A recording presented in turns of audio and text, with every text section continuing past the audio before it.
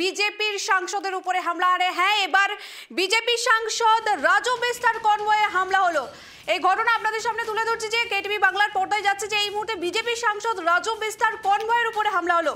সুকিয়াপগড়িতে দুষ্কৃতী হামলার মুখে বিজেপি সাংসদ। আপনাদেরকে আবারও একবার জানিয়ে রাখবো যে কিছুদিন আগে আমরা দেখেছি নাগরাকাটাতে বিজেপি সাংসদ বিধায়ক দুজনের উপরে হামলা হয়েছিল। আবার ফের একই ছবি, এবার বিজেপি সাংসদ রাজু বিস্তার কনভয়ে হামলা।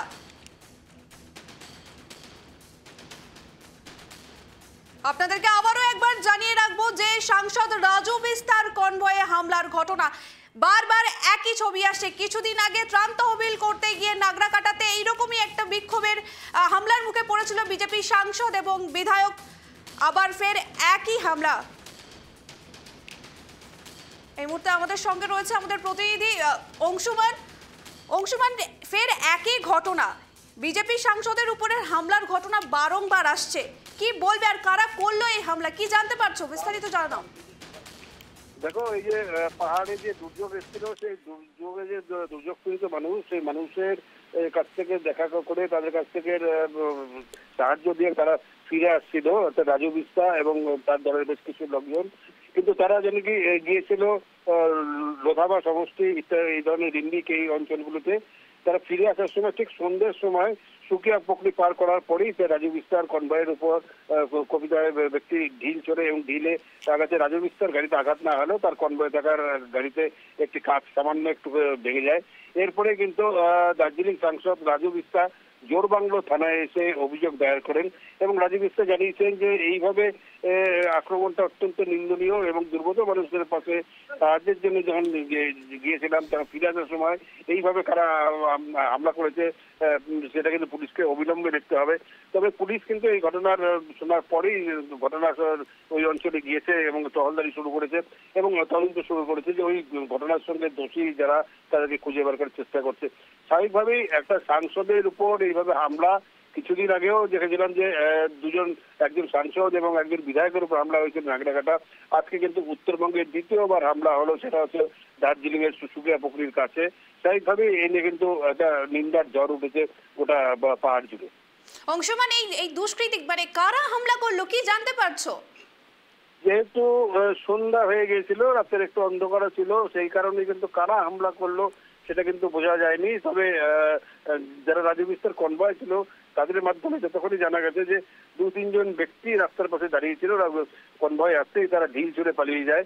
স্বাভাবিকভাবে এই পাহাড়ি রাস্তায় অন্ধকারের মধ্যে কেউ যদি ঢিল মারে অন্ধকার যদি পালিয়ে যায় সেটা ধরা খুবই দুষ্কর হয়ে পড়ে।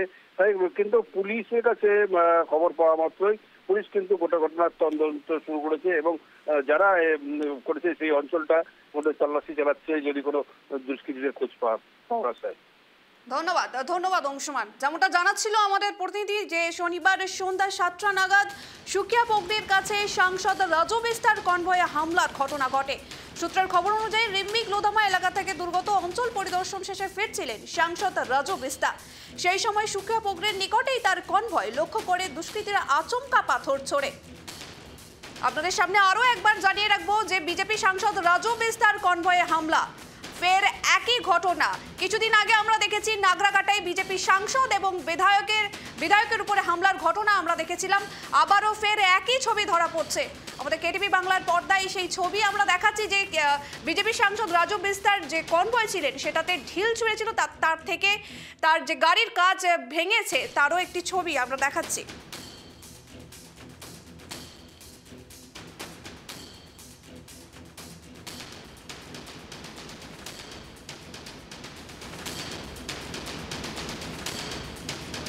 সন্ধ্যা 7টায় বিজেপি সাংসদ রাজু বিস্তার কনভয়ের হামলা।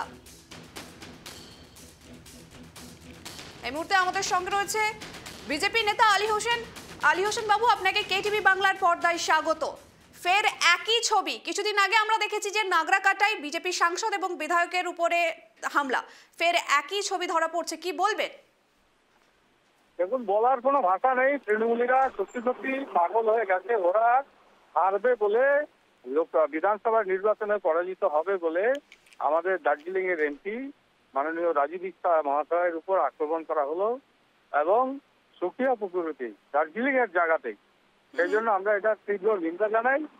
এই আক্রমণের তীব্র বিরোধিতা করছি এবং তৃণমূল যে সত্যি সত্যি আজকে তারা একটা দুষ্কৃতীদের দলে পরিণত হয়েছে, আজকে তার প্রমাণ আজকে পেলাম রাজনীতিটা এবং কংগ্রেসের উপর সাংঘাতিক আক্রমণের জন্য। এটা এই তৃণমূল বাংলার মানুষ যতক্ষণ থেকে এদেরকে না তাড়াবে ততক্ষণ পর্যন্ত বাংলার মানুষের মুক্তি নেই। আলীবাবু, এই ঘটনার পরে বিজেপির তরফ থেকে কি পদক্ষেপ নেওয়া হবে? আমাদের দলের মুখপাত্র রাজ্যের যারা আছে তারা বলবে, তিনি যেহেতু সর্বভারতীয় যুব মোর্চার নেতৃত্ব, তিনি দিল্লির নেতৃত্বরা নিশ্চয়ই ওনার ব্যাপারে নিশ্চয়ই বলবে, ওয়েট করুন, আর পরেই আমরা আমাদের আগামী কর্মসূচি জানাতে পারবো। ধন্যবাদ আলীবাবু। আমরা এতক্ষণ কথা বলছিলাম বিজেপি নেতা আলী হোসেনের সঙ্গে, কিন্তু আপনাদের সামনে আবারও একবার জানিয়ে রাখবো যে বিজেপি সাংসদ রাজু বিস্তার কনভয়ে হামলা। শনিবার সন্ধ্যে 7টা নাগাদ সুকিয়া পোখরির কাছে সাংসদ রাজু বিস্তার কনভয়ে হামলার ঘটনা। এই মুহূর্তে আপনাদের সামনে যে ছবি আমরা দেখাচ্ছি, যে বিজেপি সাংসদ রাজু বিস্তার কনভয়ে যেভাবে ঢিল ছোড়া হয়েছিল সেই ছবি কেটিভি বাংলার পর্দায় আমরা সহ দেখাচ্ছি। সাংসদ রাজু বিস্তার কনভয়ে হামলা, সুকিয়া পোখরিতে দুষ্কৃতী হামলা, মুখে বিজেপি সাংসদ।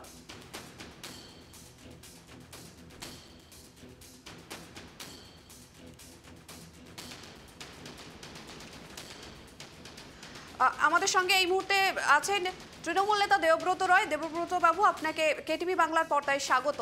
ফের একই ছবি, কিছুদিন আগে আমরা দেখেছি যে নাগরাকাটায় বিজেপি সাংসদ বিধায়কের উপরে এরকম বিক্ষোভ হামলা হয়েছিল, আবার ছবি, সেই একই ছবি ধরা পড়ছে। কিছুক্ষণ আগে আমরা বিজেপি নেতা আলী হোসেনের সঙ্গে কথা বলেছিলেন, তিনি কিন্তু সরাসরি তৃণমূলের দিকেই আঙুল তুলছে। কি বলবেন আপনি?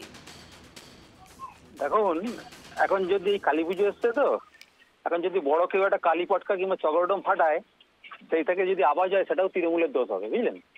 কারণ বিজেপি সব জায়গা থেকে তৃণমূলে হাত দেখে।